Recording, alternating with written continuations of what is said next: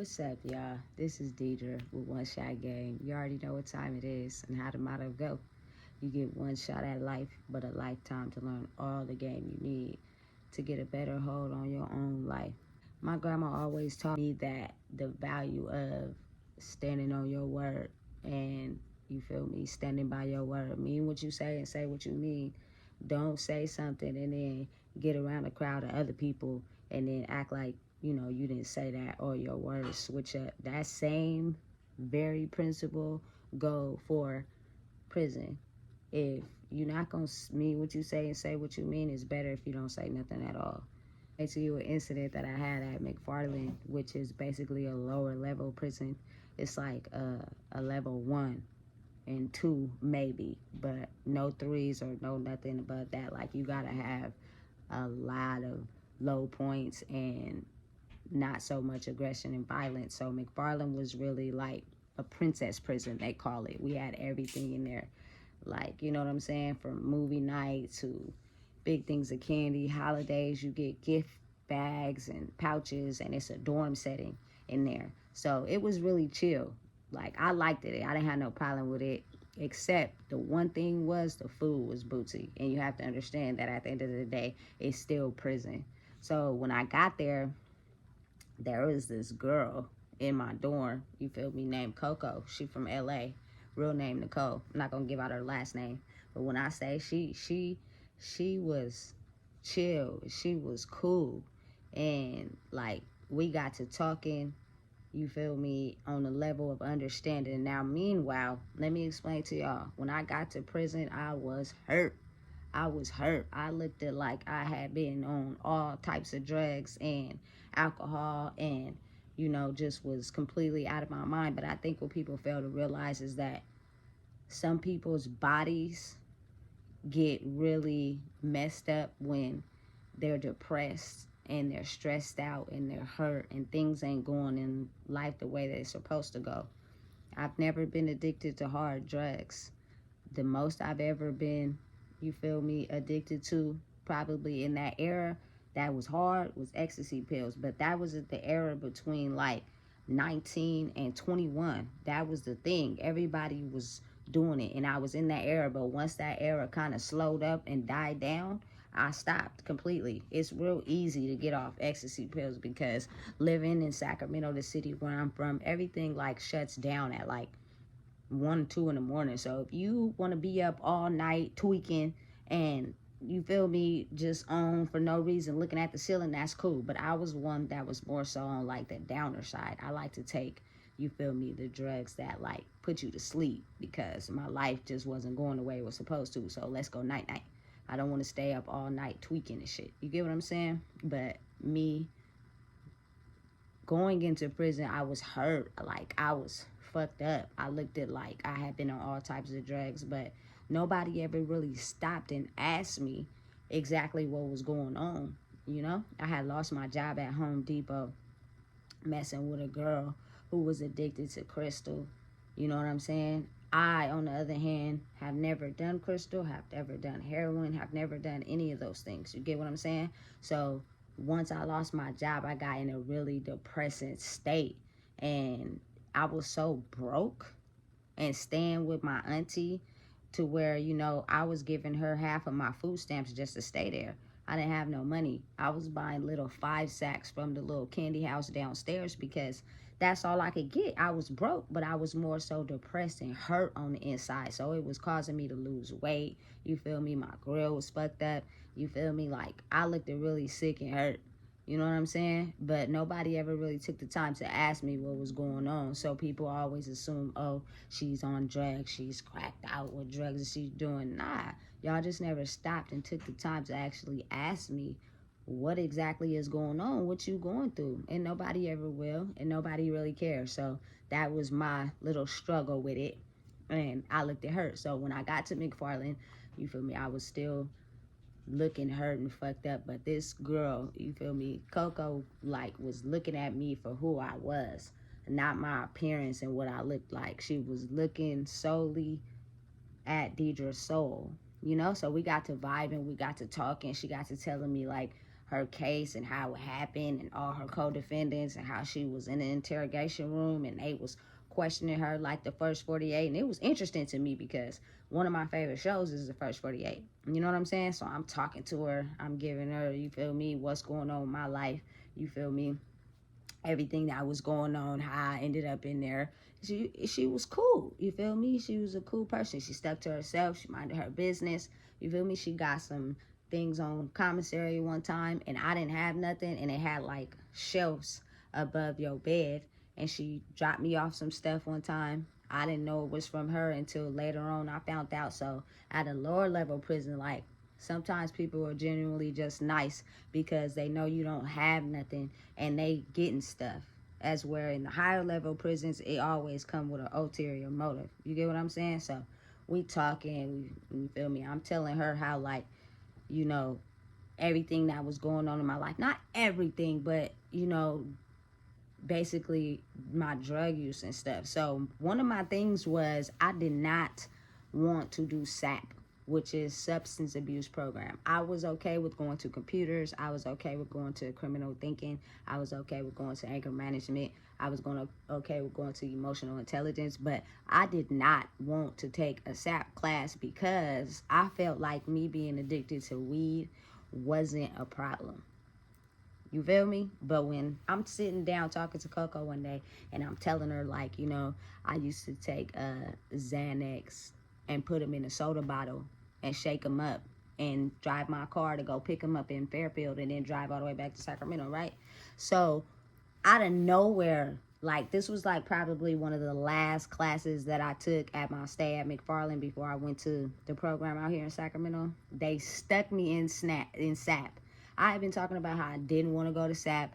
I didn't feel like my drug abuse was such a big deal.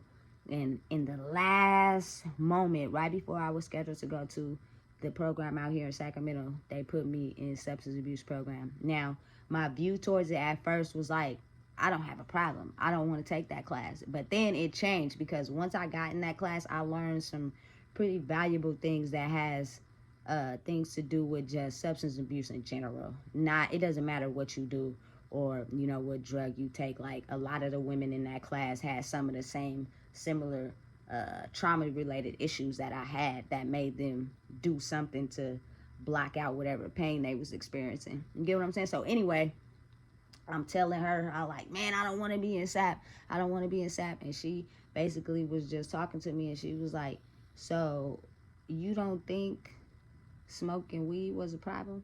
Like, you don't think that, you know, putting Xanax in a soda bottle and, you know, drinking the soda and being on was such a problem. Now, mind you, when she got arrested, she didn't do nothing, like, substance-wise. She just got arrested for participating in criminal activity, but she didn't do no substances. So she gave me a general look at myself and basically was telling me, like, you know what, you do have a problem.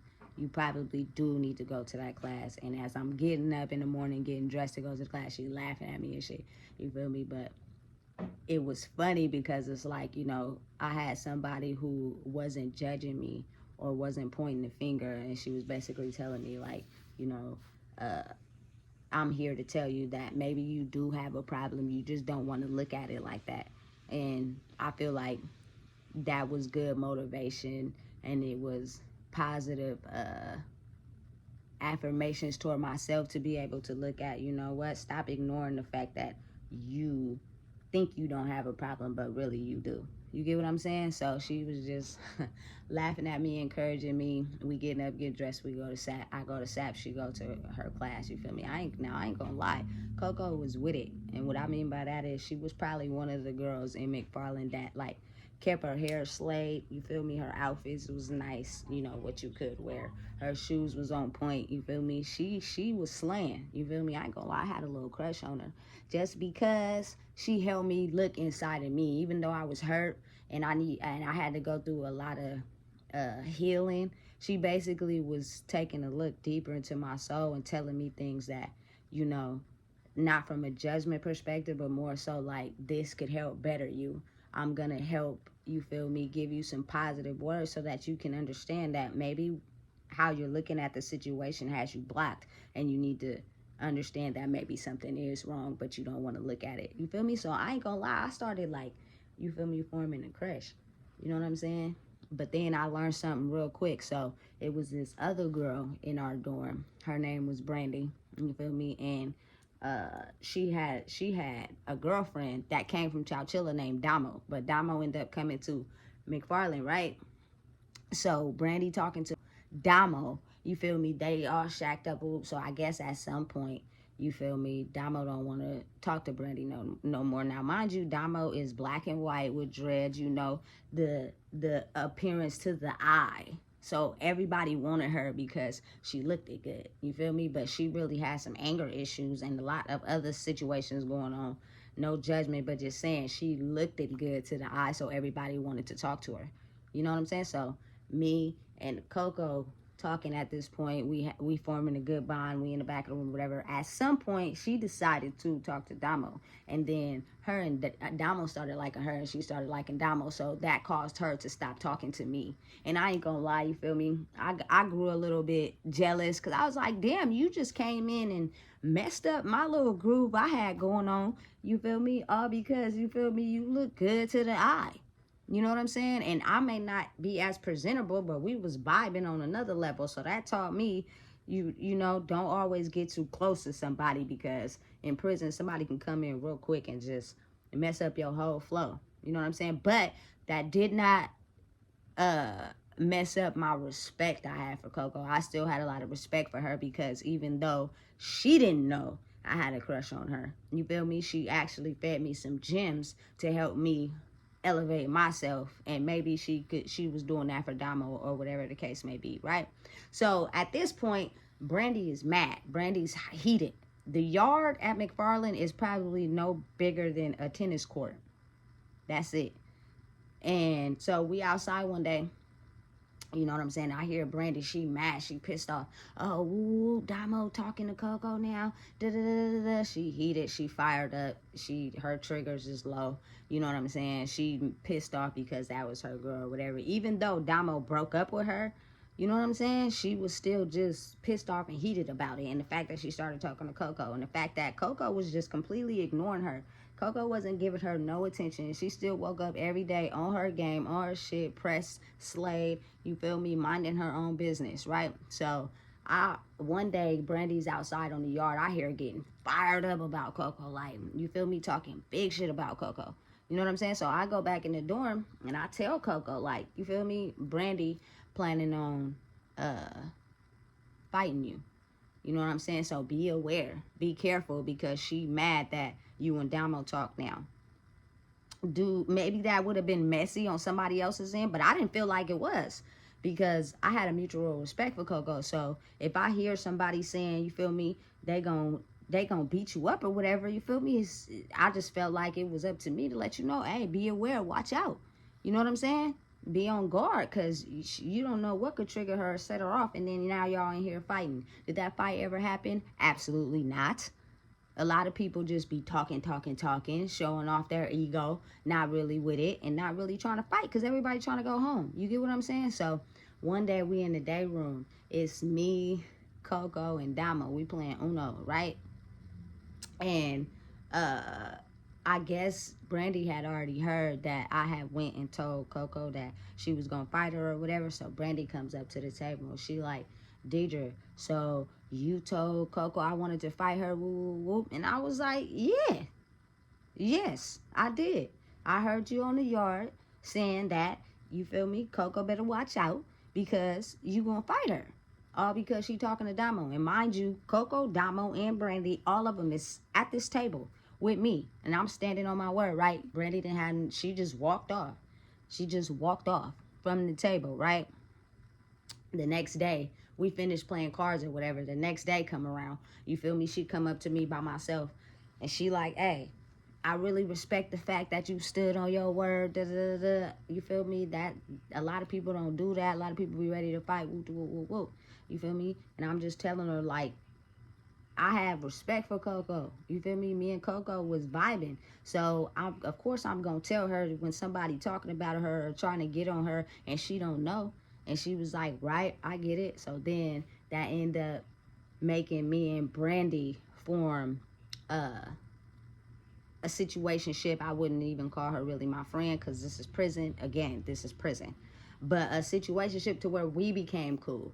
Because now that ego that you was protruding out there, you feel me, intimidates everybody else. But with me, I was standing on my word. I meant what I said and I was saying what I mean, and I wasn't backing down to you or anybody else. You feel me? And so her level of respect grew for me, and it's crazy how the bond we had between each other, you feel me, became kind of thick because of her level of me not backing down on what I said. If I say something, I'ma say it. If I mean it, I'ma say it again. Ain't nobody gonna come around me talking about nobody I rock with and think I'm not gonna let them know or let them be aware, because when I love hard. And I'm not saying for prison, I'm talking about out here on the street. So that same level of sticking to my word also applied in there. And the level of respect some people will have for you when they realize they cannot step on your toes is definitely the type of personality you need to have going in there if you're going to talk and form situationships with people. Because mind you, this is a women's prison, and women gossip and women talk and women have big egos. And if they feel like they can punk you, they going to try it. Mind you, Brandy is like my mom's age. So it was like, listen, we're not doing that over here. Don't get mad because Damo is younger than me and she decided to stop talking to you to talk to Coco. You feel me? That's not an issue, and it's crazy because she ended up talking to somebody else. But at the time, she was mad and heated, and you talking about Coco in the background. And I just felt like that wasn't cool.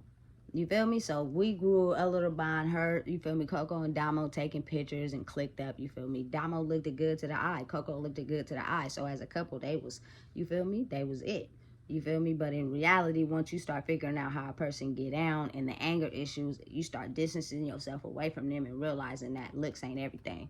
You know what I'm saying? So big shout out to Coco. I'm pretty sure she out of prison now, but you feel me? She basically was putting me up on game about some of the things that I maybe didn't want to look at. You feel me? She also helped me out with some commissary when I didn't have nothing. And it is genuine people in there that could be like you, but don't expect people to be like you, because a lot of them come with motives.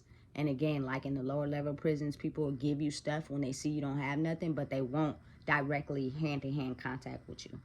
You know what I'm saying? So big shout out to Coco, man. You taught me a lot and made me look at some of the things that I didn't realize was a problem. That really was a problem, and I actually really liked it, substance abuse class. It was actually really dope. I actually really learned a lot of things that pertain to anybody that just do substances. It doesn't really necessarily depend on what it is, but the emotions that come behind it. People don't be understanding. A lot of times people who wake up and do substances on a daily basis is because they're running from something far more deeper that doesn't have anything to do with substance abuse.